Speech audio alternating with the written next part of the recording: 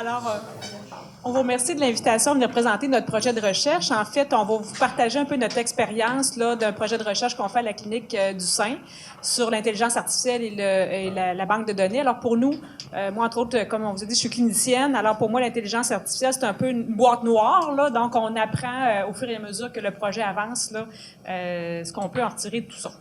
Alors, on prévoit présenter une vingtaine de minutes, puis ensuite là, avoir du temps pour discuter. Alors, premièrement, le Centre des maladies du sein, en fait, c'est un centre qui a été fondé par un chirurgien, Dr Deschênes et Dr Fabia. Et j'en parle juste parce que quand le centre a été fondé par Dr Fabia, elle était épidémiologiste et pour elle, elle voulait avoir une banque de données quand elle a fondé le Centre des maladies du sein pour pouvoir avoir des données pour faire le suivi de nos patientes, s'assurer qu'on donne le traitement selon les guides de pratique, etc. Donc, on suit sa tradition, on a toujours notre banque de données.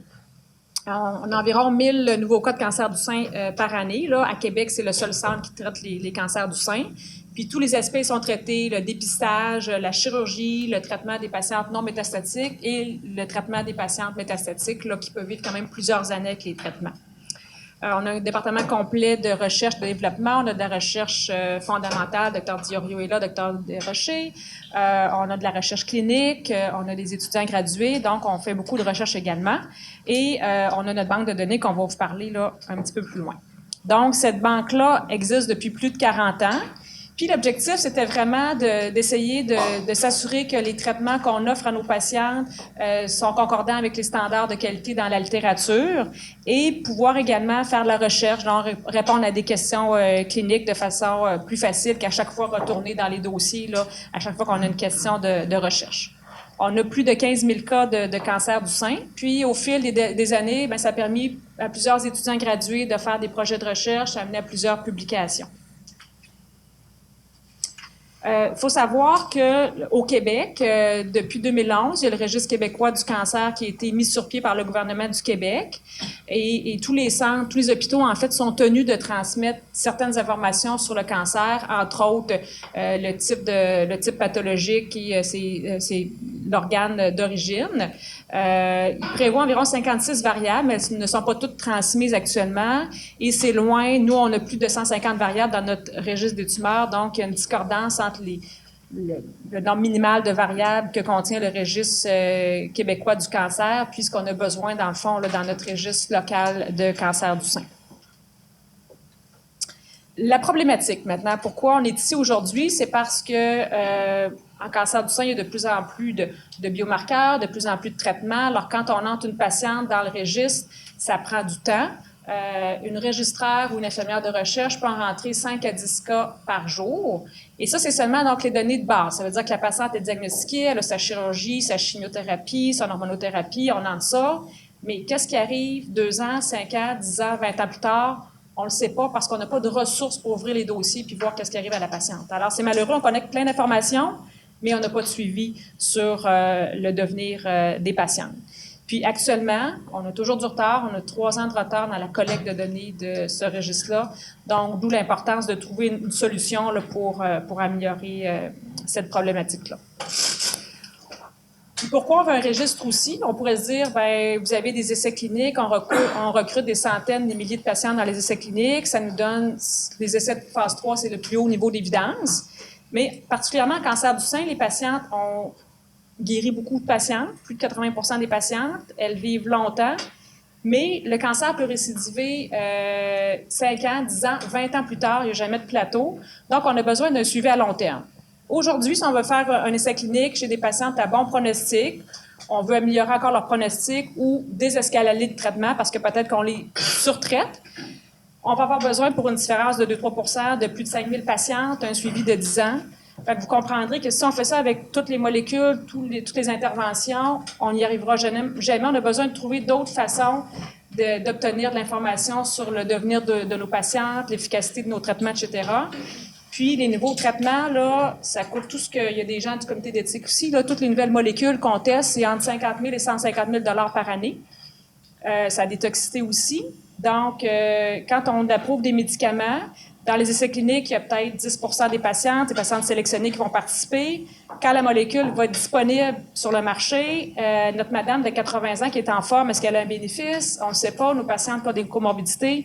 Si on n'a pas de banque de données pour permettre d'évaluer de façon rétrospective l'efficacité de ces traitements-là, bien, c'est beaucoup d'informations qui nous manquent pour pouvoir mieux informer nos patients, le gouvernement sur l'approbation des médicaments, etc. Donc, c'est vraiment important d'avoir une banque de données pour ces raisons-là. Donc, il y a de plus en plus de littérature sur le real-world evidence.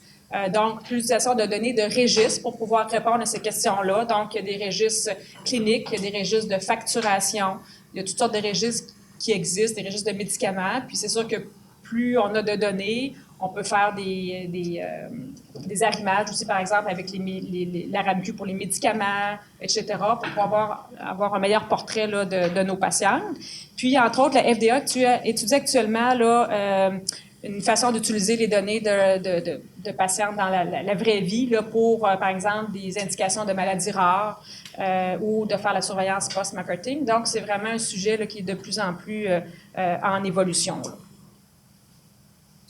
Donc, en raison de l'importance qu'on accorde à notre banque de données, de la difficulté à maintenir, on a, avec la Fondation du cancer du sein du Québec et différents intervenants, essayé de trouver des solutions. Puis, une des solutions, dans le fond, c'est l'intelligence artificielle. Donc, le but de notre projet de recherche qu'on vous présente, c'est d'essayer d'automatiser le plus possible la collecte de données, tout en conservant la qualité de notre registre. Et puis, aussi, on s'est demandé, bien, est-ce qu'on pourrait, avec les données qu'on a dans notre registre, essayer de corréler les images qu'on a de mammographie au diagnostic pathologique des patientes? Est-ce qu'on pourrait, avant même que la biopsie, qu'on ait le résultat de la biopsie, essayer de prédire ça va être quoi le résultat de la mammographie? Donc, c'est un deuxième volet de notre projet de recherche. Et sur ça, je vais laisser la place à M. Laflamme, qui est vraiment la personne instrumentale dans notre projet, qui connaît tous les détails de notre projet opérationnel. Alors, bonjour tout le monde. Voici l'instrument qui présente. Donc, essentiellement, le projet d'intelligence artificielle a débuté le 24 novembre 2017. C'était dans le cadre d'un projet, d'un congrès en oncogénétique qui avait eu lieu à Lévis. Puis, Mme Nathalie Tremblay, PDG de la Fondation du cancer du sein, nous avait invité à rencontrer M. Alexandre Leboutillier parce qu'elle nous disait que il y avait probablement une solution pour nous pour mettre notre registre à jour. Alors, la rencontre a eu lieu le 24 novembre 2017 et très rapidement, on s'est mis à la tâche en équipe. Puis, le 15 décembre 2017, on a rédigé une demande de fonds au fonds MedTech, puis au fonds aussi de soutien à l'innovation en santé et services sociaux. Et puis, on voit là, que très rapidement, on a eu des résultats. Donc, le 15 février 2018, on a eu du financement pour faire ce projet-là. Ça n'arrive pas tous les jours d'avoir des demandes de subventions positives, fait qu'on était bien contents. Assez rapidement aussi, on s'est mis à la tâche, puis on a eu l'approbation du Comité d'éthique du CHU de Québec au mois d'août 2018, puis la lettre de mise en œuvre du projet en septembre.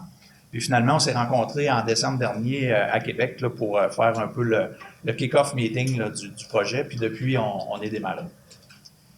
Donc, l'utilisation de l'intelligence artificielle dans notre projet, on veut utiliser pour la phase 1 de notre projet une approche de type NLP, donc de langage naturel. On veut apprendre à l'intelligence artificielle finalement à reconnaître des mots-clés dans le dossier médical de la patiente qui va être la réponse finalement qu'on recherche pour alimenter notre registre. Donc, l'intelligence artificielle pourrait alimenter automatiquement une partie des données du registre. Là, je dis bien une partie, on va le voir plus tard, là, à partir des systèmes sources du CHU de Québec qui alimentent directement CrystalNet. CrystalNet, pour ceux qui ne savent pas c'est quoi, c'est notre dossier patient électronique à l'hôpital. Donc, le dossier patient électronique est alimenté par la porte d'en arrière par différents systèmes sources. Si je prends ici l'exemple de TDHC, Medirad, Aria, GIC et GESFOR, par exemple, TDHC, c'est le logiciel qui alimente les données de pathologie. Puis ceci, ça va se faire, comme je disais, par une reconnaissance de mots-clés. Puis, dans le projet, on pense qu'il va y avoir essentiellement 3 phases. C'est-à-dire une phase d'entraînement où on va monter notre modèle d'intelligence artificielle à reconnaître les mots-clés. Une phase de validation où on va aller finalement valider si la réponse qui est obtenue par l'intelligence artificielle est la bonne ou pas la bonne réponse. Puis finalement, une phase test là, qui va nous dire un peu c'est quoi la robustesse de notre modèle. Je vais reprendre le micro plus tard. Tout d'abord, je veux dire que c'est vraiment un plaisir de travailler avec le CHU de Québec et surtout avec Christian, Julie et Louise Provencher Je pense que l'intelligence artificielle, on a la chance au Québec d'avoir un des co-pères fondateurs de l'IA, qui est Yoshua Bengio, qui a reçu récemment le prix Turing, qui est l'équivalent du prix Nobel, parce qu'il n'y a pas de prix Nobel en sciences de l'informatique. Et à Québec, on a la chance d'avoir l'Observatoire. Donc moi, ce que je peux vous dire, c'est que quand on est touché de très près par le cancer, comme c'était mon cas, la seule chose qu'on veut faire, c'est faire une différence. Donc on veut que ça se rende aux patients. Donc le chemin que j'ai pris, c'est le chemin de la commercialisation. Ça ne veut pas dire que c'est mauvais. Pour moi, c'est une façon d'apporter des bénéfices qu'on a en clinique, en recherche, et se rendre jusqu'aux patients. Et quand on parle de se rendre aux patients, il faut les faire de façon appropriée. Il y a deux mots que je trouve très importants, c'est l'aspect traçabilité et transparence. Donc, bien sûr, on peut faire des vœux pieux, on peut se cacher derrière une certification. Donc, imaginons, on a une certification ISO 13485, mais il y a plusieurs concepts qu'on peut implanter directement dans le logiciel qui vont effectivement garantir par design, donc d'où le concept de privacy by design, puis on peut avoir d'autres concepts par design qui ont été mis sur pied par le Dr Kouvakian dans les années 90, qui sont traduits en plus de 38 langues. Et je sais que l'Observatoire travaille sur des extensions de certains de ces concepts-là. Donc, je vais m'attaquer à trois de ces concepts-là principalement. Le premier, qui est la traçabilité de la donnée, c'est-à-dire qu'un patient peut donner son consentement ou peut le retirer, comme le comité d'éthique peut nous donner une approbation particulière, mais pour une raison ou une autre, peut la retirer. Alors, ce qui est important, il faut s'assurer qu'on puisse retirer la donnée. Donc, comment on fait ça? Déjà, la donnée ne sort pas de l'écosystème. Donc, la donnée ne va pas sortir de l'hôpital. Donc, il n'y a pas personne qui va se promener avec une clé USB avec cette donnée-là qui reste encryptée au sein même de l'hôpital.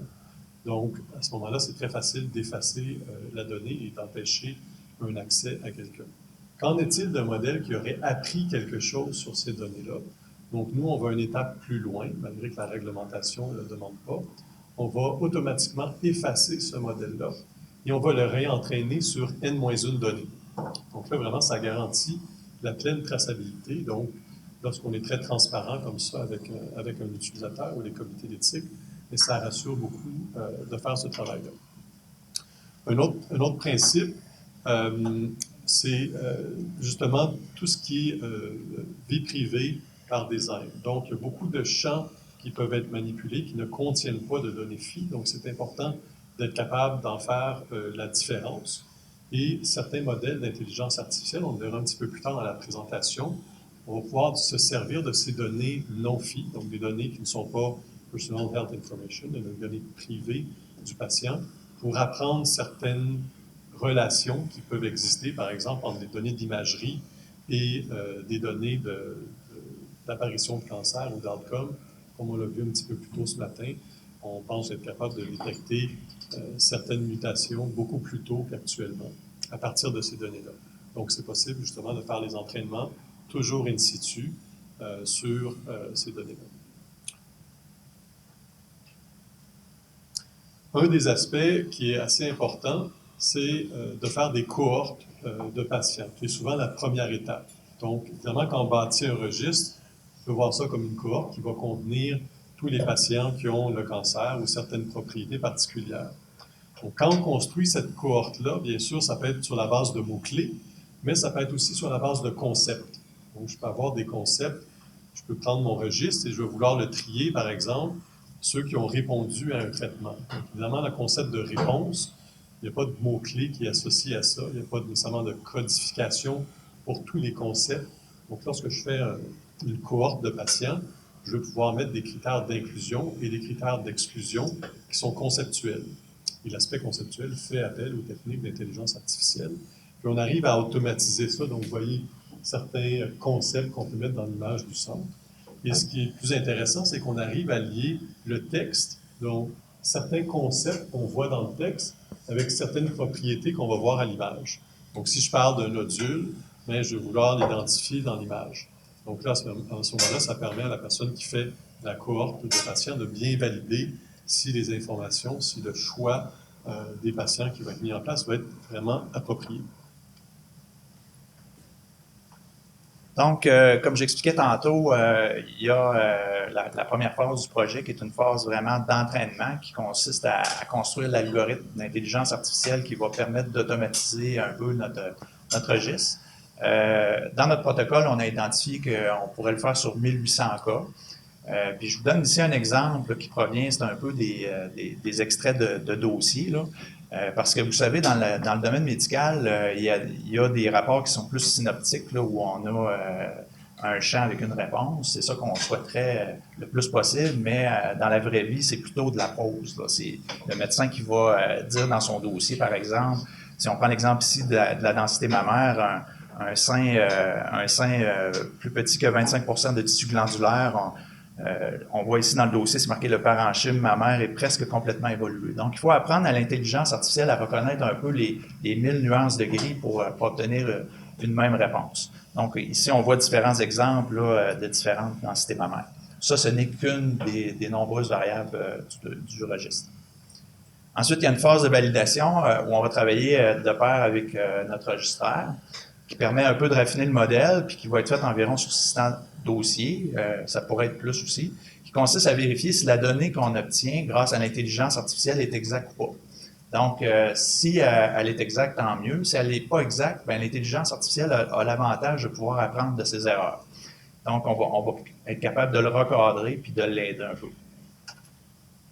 Et finalement, il va y avoir une phase test là, qui va permettre de confirmer un peu la robustesse du modèle. Puis ce qu'on veut, nous, c'est un registre qui est fiable. On veut se fier, on veut avoir un pourcentage d'erreur le plus petit possible. Fait que chacune des données, ça va être, on va évaluer pour avoir un taux de concordance similaire à la performance du registraire. On vise une concordance là, de 100%. On sait que le registre est fait par un humain, là, donc il arrive des erreurs à l'occasion. On a des tests de contrôle de qualité qui nous permettent de valider un peu tout ça, mais c'est jamais parfait à 100%. Mais on veut que des données, là, certaines données là, soient proches du 100%, par exemple la récidive. Puis, on va prendre une décision après ça pour déterminer quelle variable doit être saisie par l'humain obligatoirement, parce qu'on ne s'attend pas à ce que toute l'intelligence artificielle nous donne chacune des données. Certaines variables qui vont être vérifiées par l'humain après l'entrée de l'intelligence artificielle, quelles variables qui peuvent être produites par l'intelligence artificielle sans aucune vérification. Et puis, il y a certaines variables aussi qui peuvent être quasiment copier-coller du dossier. Ensuite, comme je vous expliquais, on a comme une phase 2 à ce projet-là, un genre de troisième dimension qui est avec nos mammographies. Donc, à travers nos variables de la banque, on va aussi apprendre à l'intelligence, on va entraîner l'intelligence artificielle sur les images de mammographie qui nous ont apporté le diagnostic au CHU de Québec. Puis, c'est le fun parce que des seins, il y en a deux. Puis, dans 94% des cas, il y en a un qui est normal, puis il y en a un qui est malade. Alors, on va être capable de lui fournir un cas témoin, puis un cas avec cancer. Puis ça, on va s'intéresser après ça à corréler l'image qu'on a d'un sein atteint. On va essayer de voir un peu si on est capable de détecter le cancer, mais aussi différents sous-types histologiques, les récepteurs, ça peut être les gènes, le grade histologique, la densité mammaire, comme on a vu tantôt, la taille de la tumeur, l'invasion lymphovasculaire ou d'autres paramètres là, intéressants. Donc, concrètement, il faut voir un peu les percées modernes en intelligence artificielle dans le type d'application qu'on va vouloir faire au CHU de Québec en 3 types de modèles qu'on appelle des biomarqueurs digitaux. Donc, l'objectif des tests numériques qu'on va pouvoir faire sur une nouvelle patiente ou un nouveau patient qui rentre, parce qu'il y a des hommes qui ont le cancer du sein aussi, c'est un peu ces 3 types de biomarqueurs digitaux qu'on appelle des biomarqueurs d'intelligence artificielle. Donc, le premier, en haut à gauche, c'est quelque chose qui va être vraiment de l'intelligence augmentée. Donc, ça va, si on veut, améliorer la capacité ou le traitement des données. Par exemple, on va pouvoir détecter plus facilement certains nodules, peut-être diminuer certains taux d'erreur. Ça, c'est des techniques qui existent dans le domaine de la santé depuis 1998 avec une compagnie R2 qui développait des modèles de CAD, comme on appelle. Et l'intelligence artificielle moderne va vraiment améliorer les performances de ces systèmes-là. Donc, bien sûr, de détecter plutôt une anomalie. Donc, on ne sait pas à ce stade-ci si elle est bénigne ou maligne. ça peut aider, mais ce n'est pas quelque chose qu'on pense qui va vraiment révolutionner le système de santé. On va plus se focusser sur la partie transformationnelle, donc celle en bas à gauche, où on va être capable de prédire, sur la base d'une donnée patient, un autre test qui existe déjà. Mais souvent, cet autre test physique-là qu'on va essayer de prédire juste avec la donnée, c'est un test qui peut être très long à obtenir, qui est très coûteux et souvent qui est invasif, comme la pathologie. Donc, je ne sais pas si vous avez déjà vu des aiguilles pour faire une biopsie mammaire, mais ce n'est pas une petite aiguille. Donc, si on peut faire ça juste à partir d'une image, prédire quel serait le résultat de la biopsie, peut-être qu'on va être capable de réduire certaines biopsies. C'est juste un exemple. Ou de la prescrire dans le cas où ça aurait dû être requis. Donc, tout cet aspect de prédiction de d'autres tests existants, donc ça va vraiment canaliser les soins de santé puis donner un accès vraiment à la médecine personnalisée si on est capable d'orienter les choix de programmes de dépistage. Ce qui est encore plus intéressant, c'est tout l'aspect de prédiction de la réponse. Donc, actuellement, il n'existe pas de tests physiques qui permettent de prédire la réponse à un traitement plutôt qu'un autre pour la majorité des traitements. Donc, il existe des tests compagnons physiques qui vont nous permettre d'orienter un choix thérapeutique versus un autre. Mais si on peut déclencher le traitement ou déclencher un test compagnon juste à partir d'une donnée, par exemple, si je regarde une image et à partir d'une image, j'arrive à voir les manifestations macroscopiques d'une mutation génétique, peut-être que je peux déclencher ce bon traitement-là beaucoup plus tôt. Donc, on voit vraiment l'avenir vers cette prédiction soit de taux de réponse ou de complications. Et vu que ça se fait entièrement de façon logicielle, évidemment, les coûts sont beaucoup plus bas de prendre le bon traitement que de ne pas prendre le bon traitement pendant 3 mois.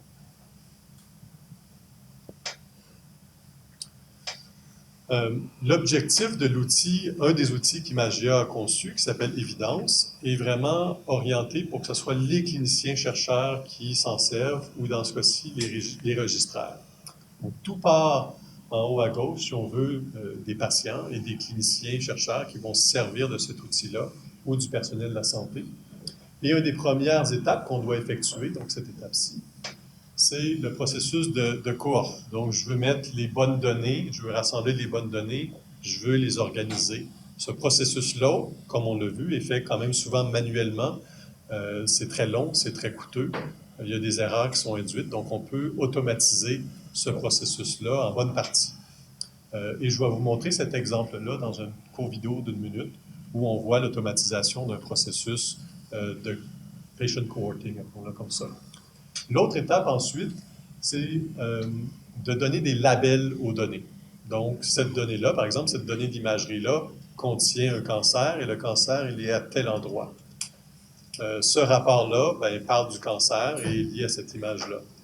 Donc, tout le processus d'étiquetage de données en intelligence artificielle est extrêmement important. Sinon, je ne peux pas entraîner un modèle sur ces données-là. Le problème, c'est qu'actuellement, ça doit être fait par des experts. Donc, c'est des experts qui doivent étiqueter, entourer les choses. Évidemment, ça, c'est très long, c'est très coûteux.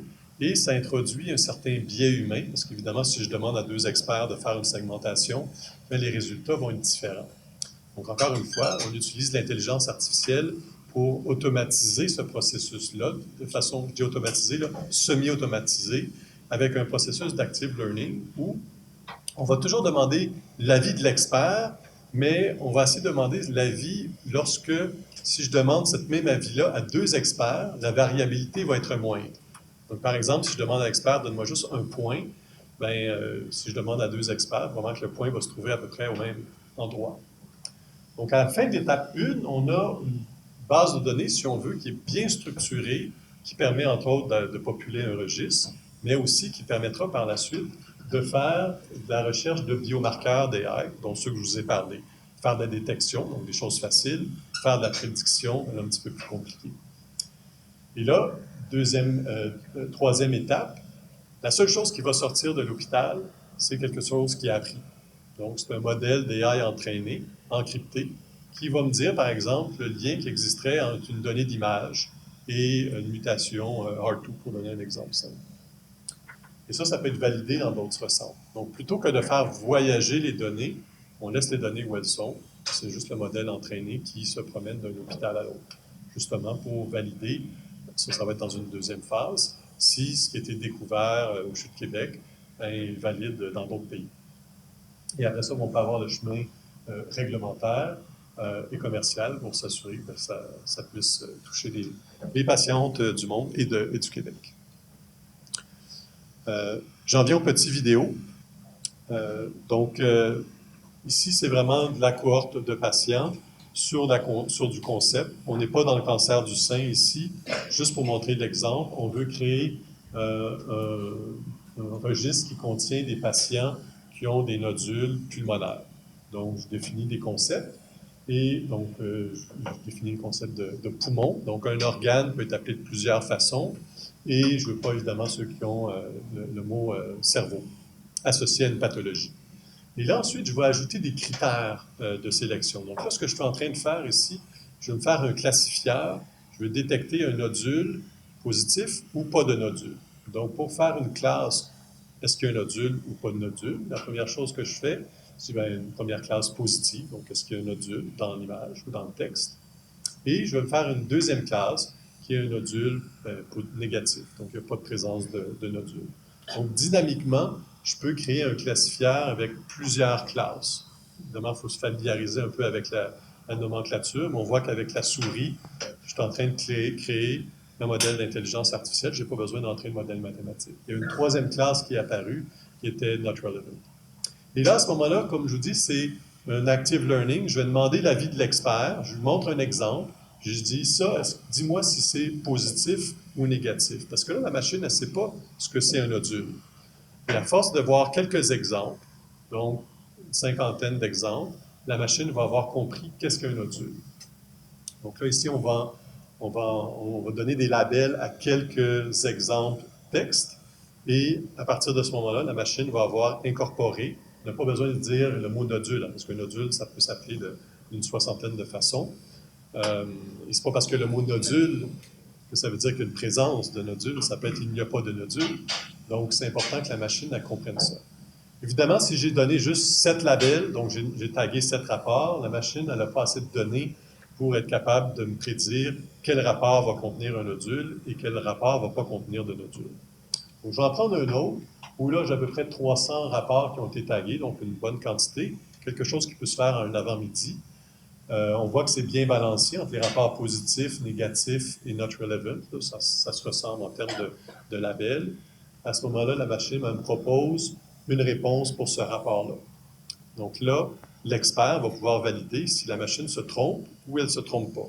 Si la machine se trompe, le modèle va automatiquement se réorienter pour tenir compte de cette information-là, de cet expert-là. Et tout ça, on peut faire ça de façon collaborative. C'est-à-dire que je peux avoir plusieurs experts qui collaborent ensemble, puis je peux colliger justement les contradictions. Donc, une fois qu'on a trouvé un détecteur de nodules, ça, on l'a produit dans un grand congrès avec 50 personnes qui travaillaient en temps réel.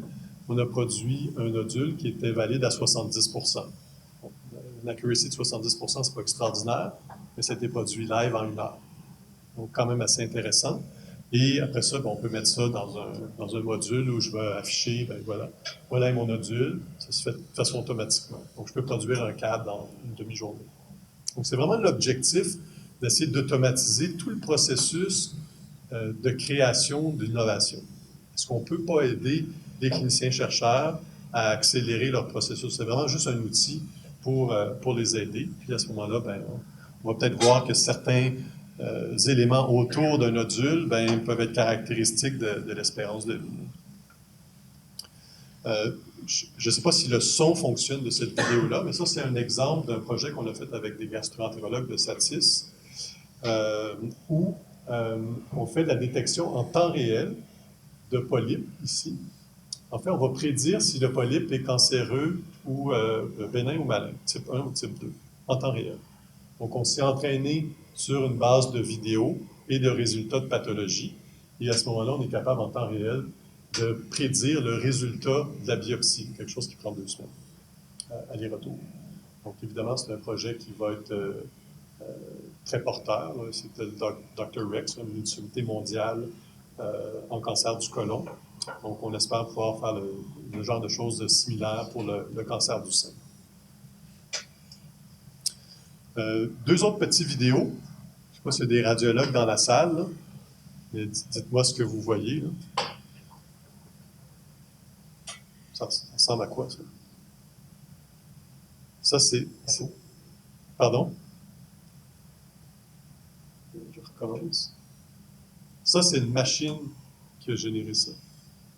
C'est pas une vraie radio. On a montré plusieurs scans à une machine, et la machine commence à avoir une compréhension de qu'est-ce que l'anatomie. Elle est capable de générer quelque chose, si on regarde, ça n'a l'air pas tout à fait de vraie scan. Mais je pense qu'on commence à toucher à des choses très intéressantes, entre autres en termes de données synthétiques, pour être capable de comprendre qu'est-ce qu'une anomalie versus qu'est-ce qu'une pathologie. Dernier petit exemple, en termes d'apprentissage non supervisé. Je vous ai dit que ce qu'on ne voulait pas, c'est donner des labels à toutes les données, parce que c'est très long, très compliqué. Ce qu'on veut faire, puis on en discutait un petit peu plus tôt, c'est d'être capable de donner beaucoup de données à la machine, et que la machine trouve dans cet ensemble de données-là, est-ce qu'il n'y a pas des anomalies ou est-ce qu'il n'y a pas des choses qui sont pathologiques, sans qu'on lui donne aucune information. Et ici, les premiers résultats de recherche, on arrive à automatiquement identifier des nodules sans avoir au préalable, dans le processus d'entraînement, fourni à la machine qu'est-ce que étaient les nodules. On va les voir apparaître de façon colorée, là. J'espère. Oui. Il faut juste être patient. En santé, il faut être patient. Pour avoir accès aux données, pour faire bien les choses, il faut prendre son temps. Et on devrait finir par voir certains points. Donc déjà, l'anatomie a été comprise par le système. Et je vais juste avancer dans la vidéo, parce que je trouve que c'est long. On va y arriver.